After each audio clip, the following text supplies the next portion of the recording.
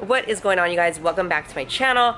Today's video is going to be a how to heavy hip thrust video like you guys have been asking me for.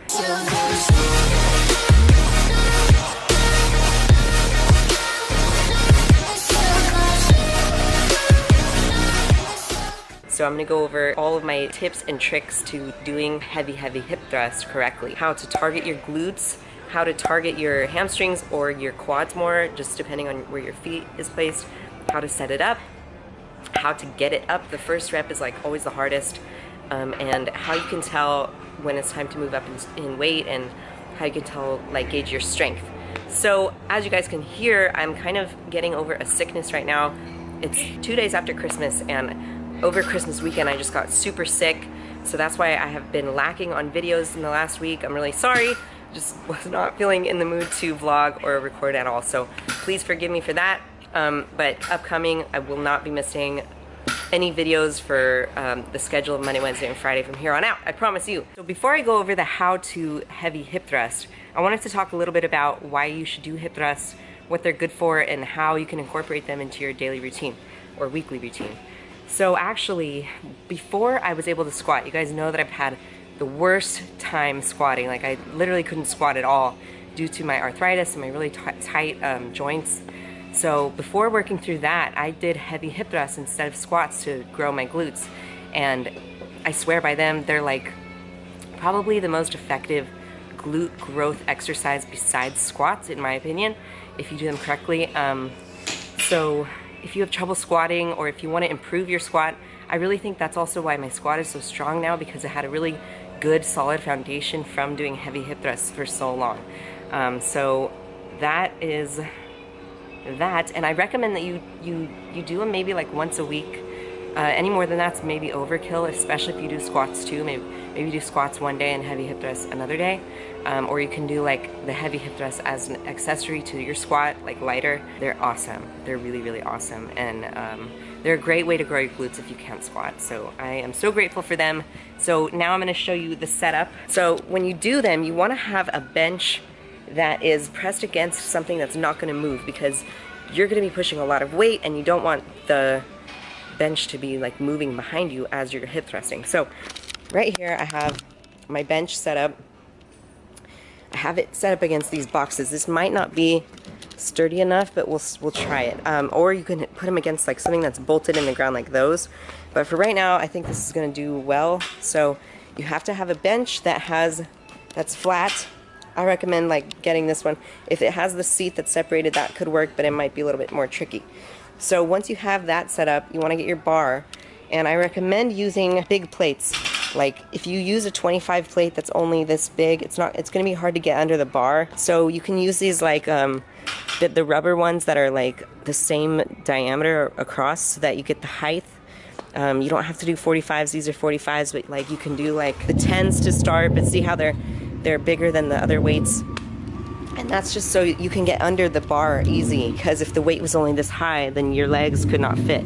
So that's key. Now, the most important piece of equipment for this exercise that you will ever have is this right here. This bar pad. See how thick it is? You can try using the squat bar pads. You can try using this one, but let me tell you, it's not gonna be enough. This thing moves and it's not very thick, and you're gonna feel it on your hips. So I recommend you get one, or find a gym that has one like this. I bought mine on Amazon. This is not mine, this is the gym's. But it's like at least 3 inches thick, maybe 4, and it's very squishy and big. That's what you want. That's gonna be key for you to move up in weight. So once you have all of that set up, you got your bar pad, you got your bench, you got your weight bar set up like that. Now I'm going to switch to voiceover so I can actually show you how to do it. Okay, so you're first going to start by sitting down on the floor with your back comfortably pressed against the bench.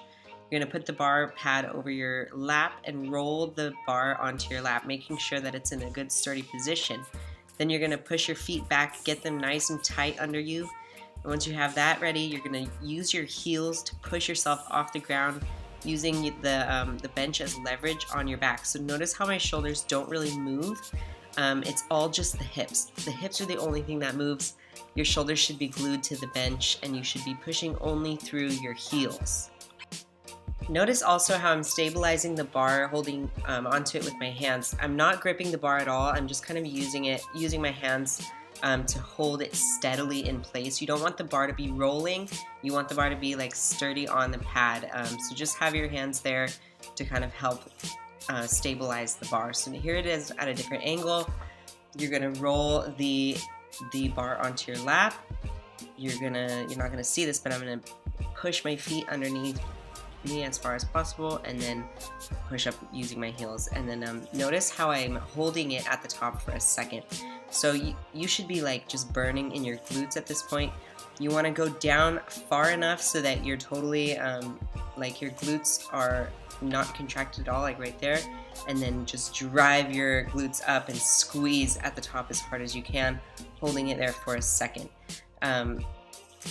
Once you get this motion down, you're going to be able to alter the exercise to hit different areas of your legs more. So as you can see, I'm pushing my legs forward in front of me, and that is going to really target my hamstrings more than anything.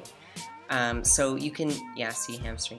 You can alter your feet position to focus on different areas of your lower body. Obviously, it's always going to hit your glutes, but as you push your legs back towards the bench more, it gets more of your quads. So you can play around with this, like if you try it maybe with a lighter weight, just kind of see where you feel it more, and like if you separate your legs into more like a sumo position, it like totally targets your glutes the most. And then if you put them close together like this, I really felt it in my hamstrings also. So you can move your feet to different positions. I know some people, they're like, oh my gosh, it kills my quads. I don't know why I can't do this, blah, blah, blah. Well, it's probably because your feet are too close to the bench. You need to move your feet forward a little bit. So it's pretty self-explanatory after that.